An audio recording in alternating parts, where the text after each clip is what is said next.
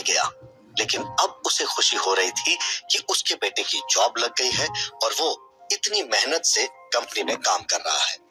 शिवन्या शालिनी से बोली, आंटी, जब तक अर्जुन घर नहीं आता तब तक मैं आपका ख्याल रखूंगी और मैं यहीं रहूंगी। ये सुनकर शालिनी को बहुत अच्छा लगा। वो तो शालिनी को देखकर यही सोच रही थी कि एक उसका परिवार था जिसने प्रॉब्लम के चलते उसे घर से बाहर निकालकर फेंक दिया था, और एक ये लड़की है जो अनजान होते हुए भी उनके लिए इतना कुछ कर रही थी। अर्जुन ने मास्क मैन से कुछ आयुर्वेदिक जड़ी बूटियां और कुछ एथिकल मेडिसिन मंगवाई। उसके बाद उसने उन जड़ी बूटियों से एक मेडिसिन तैयार की और 2 दिनों तक मेडिसिन लेने के बाद वो बिल्कुल ठीक हो गया। जिसके बाद अर्जुन मास्क मैन से बोला, अब मैं ठीक हूँ, मुझे घर जाना है। इस पर मास्क मैन बोला, जब तक डॉक्टर कंफर्म नहीं कर देते कि तुम ठीक हो तब तक तुम कहीं नहीं जा सकते।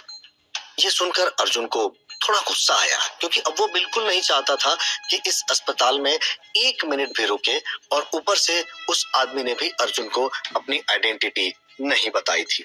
इसलिए अर्जुन गुस्से से अपने बिस्तर से खड़ा हो गया। उसने जैसे ही आगे बढ़ने के लिए कदम बढ़ाया तो मास्कमैन बोला, बच्चे, अभी तुम्हें कुछ दिन और आराम करना चाहिए। पर अर्जुन 2 दिनों में ही काफी परेशान हो गया था। वो गुस्से में बोला, मुझे कोई आराम नहीं करना, मुझे अब जाने दो। इतना बोलकर अर्जुन वहां से बाहर निकल गया। तभी मास्कमैन बोला, ठीक है, अगर तुम जाना ही चाहते हो तो यही सही, लेकिन पहले अपने कपड़े तो बदल लो। उसके बाद उसने अपने एक आदमी से अर्जुन के लिए कपड़े मंगवाए और फिर वो मास्कमैन के साथ वहां से बाहर निकल गया। अब तो उसे भी पता चल गया था कि वो मिलिट्री हॉस्पिटल में था। अर्जुन को देखकर लग ही नहीं रहा था कि उसे कोई चोट भी लगी थी। डॉक्टर ने भी अर्जुन को एग्जामिन करने के लिए बोला, लेकिन अर्जुन ने किसी की बात नहीं मानी। उसके गुस्से को देखकर मास्कमैन ने उसे और परेशान नहीं किया। जब वो हॉस्पिटल से बाहर निकला तो वहां बहुत सारी गाड़ियां एक साथ आकर लाइन में खड़ी हो गई।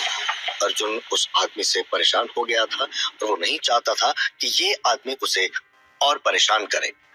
इसलिए वो बोला, मैं यहाँ से पैदल ही चला जाऊंगा, आपको मेरे लिए परेशान होने की जरूरत नहीं है। अर्जुन की बात सुनकर वो आदमी हंस पड़ा। क्या तुम्हें मेरे बारे में नहीं जानना? अर्जुन उसके बारे में जानना चाहता था, और ये भी कि उस आदमी ने उसकी हेल्प क्यों की थी। वो बोला, मुझे जानना तो बहुत कुछ है, लेकिन आप कुछ बताने के लिए तैयार ही नहीं है। अर्जुन की बात सुनकर वो आदमी बोला, चलो तुम्हारे घर चलते हैं, वहीं पर तुम्हें सब पता चल जाएगा।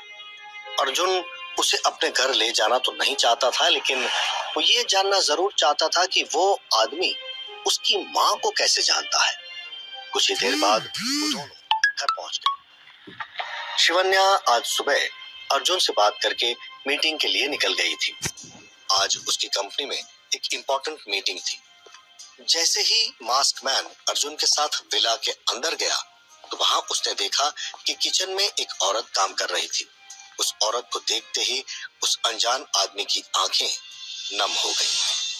अर्जुन भी अपनी आंखों से उसके बिहेवियर को देख रहा था। अर्जुन से भला कुछ भी कैसे छुप सकता था। उसे उस आदमी की बढ़ती हुई धड़कन से साफ पता चल रहा था कि ये आदमी कितना ज्यादा भावुक हो गया था, लेकिन अर्जुन इसके पीछे की वजह समझ नहीं पा रहा था। उसने मास्कमैन से सोफे पर बैठने के लिए कहा और जल्दी से किचन में जाकर अपनी माँ के गले लग गया। शालिनी अर्जुन को देखकर बहुत ज्यादा खुश हो गई। वो बोली, तू मुझे बता नहीं सकता था कि तुझे अर्जेंट काम के लिए शहर से बाहर जाना पड़ेगा। देख, मैं कितनी परेशान हो गई थी। तभी अर्जुन बोला, माँ, मैं आपको सब कुछ बता दूंगा, लेकिन मेरे साथ कोई आए हैं, मैं पहले उन्हें पानी देकर आता हूँ।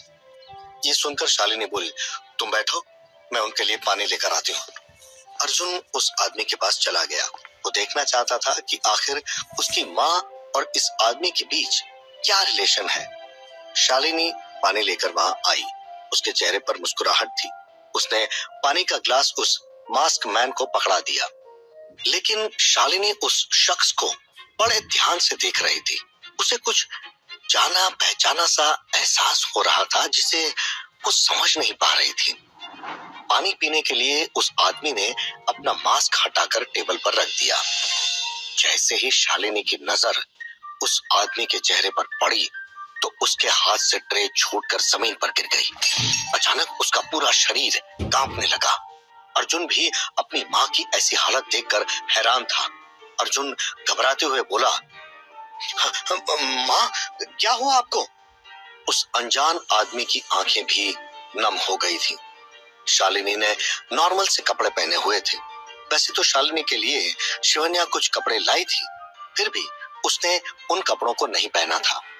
वो यही सोचती थी कि उसे घर पर ही तो रहना है, लेकिन उस आदमी को पता था कि शालिनी कैसी लाइफ जी रही थी। उसे भी ये सब बिल्कुल अच्छा नहीं लग रहा था। उसने कुछ कहना चाहा, लेकिन शालिनी उसकी तरफ देखकर गुस्से से बोली, तुम्हें यहाँ आने की क्या जरूरत थी? ये सुनकर उस आदमी की आंखों से आंसुओं की बूंदें छलक आईं। उस आदमी की आंखों में आंसू देखकर शालिनी को बिल्कुल अच्छा नहीं लगा, लेकिन फिर भी वो चेहरे पर बनावटी गुस्सा लिए वहां से किचन की तरफ चली गई। उसने जाते जाते कहा, अर्जुन, इनकी अच्छे से खातिरदारी करना। अर्जुन अपनी माँ के कहने का मतलब नहीं समझ पाया था, लेकिन वहां पर खड़ा शख्स अच्छे से समझ गया था कि शालिनी ने उसे घर से बाहर जाने के लिए कहा था। उस आदमी को पता था उसे क्या करना है, इसलिए वो भी किचन की तरफ जाने लगा। तभी अर्जुन बोला, आप मेरी माँ से नहीं मिल सकते, मैं नहीं चाहता कि आप उन्हें और परेशान करें। तभी वो शख्स अर्जुन की तरफ देखकर बोला, मेरा उससे मिलना बहुत जरूरी है। लेकिन अर्जुन ने उसकी बात को इग्नोर कर दिया। उसे समझ आ गया था कि अर्जुन उसे शालिनी से नहीं मिलने देगा।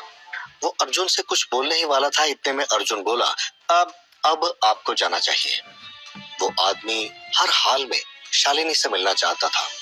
अगर ये दोनों प्यार से मान जाते तो ठीक है, नहीं तो उसे उनके साथ जबरदस्ती करनी पड़ती।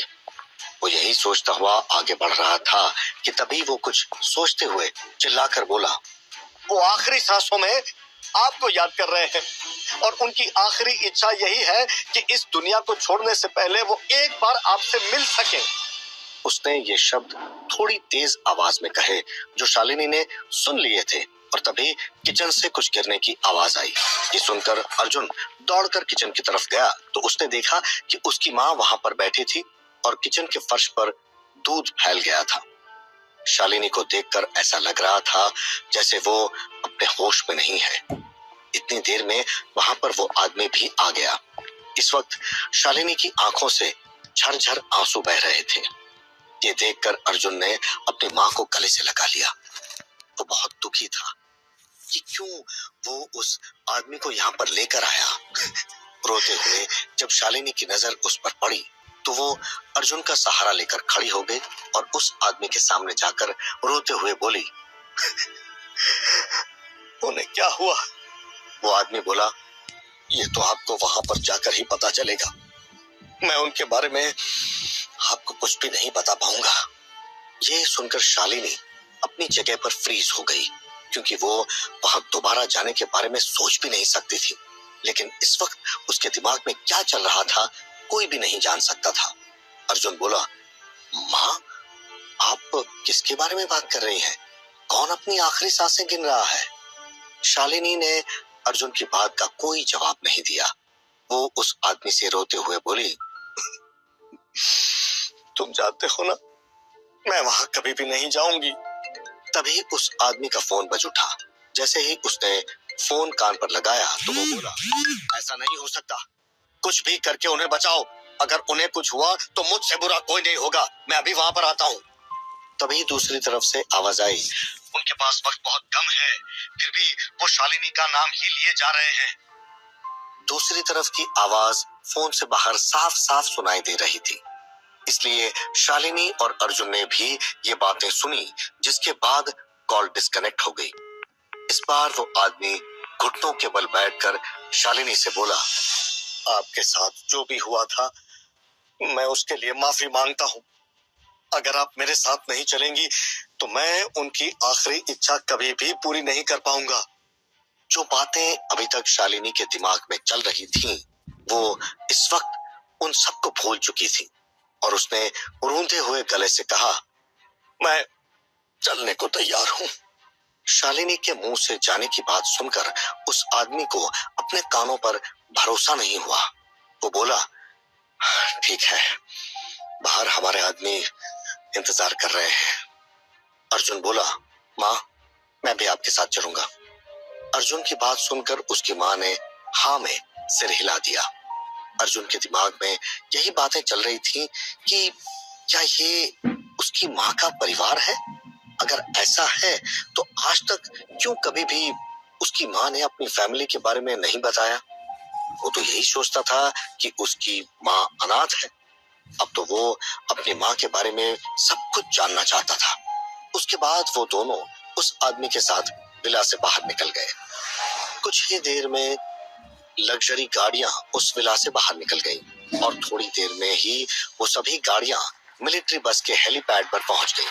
अर्जुन इतने बड़े हेलीपैड को आंखें फाड़ कर देख रहा था। वहीं उसकी माँ के एक्सप्रेशन बिल्कुल भी चेंज नहीं हुए थे, जैसे कि उसे पहले से ही उन चीजों के बारे में पता हो। कार रुकते ही वो सभी चॉपर्स की तरफ जाने लगे और वहां पर खड़े आदमी तीनों को सैल्यूट करने लगे। अर्जुन के लिए ये सब बिल्कुल नया था। उसके दिमाग में तरह तरह के ख्याल आ रहे थे। जैसे ही वो चॉपर में बैठा, उसे शिवन्या का ख्याल आया। अगर शिवन्या को वो दोनों वहां नहीं मिले तो वो परेशान हो जाएगी। यही सोचते हुए वो शिवन्या को फोन करने ही वाला था कि इतने में ही उसके फोन की रिंगटोन बजने लगी। उसने फोन देखा तो ये फोन शिवन्या का ही था। कॉल उठाते ही शिवन्या बोली, मुझे पता चला तुम हॉस्पिटल से लौट आए हो, लेकिन तुम कहाँ हो और आंटी भी घर पर नहीं है। अर्जुन ने बताया कि वो किसी काम से अपनी माँ के साथ शहर से बाहर जा रहा है। ये सुनकर शिवन्या बोली, तुम कब तक आओगे?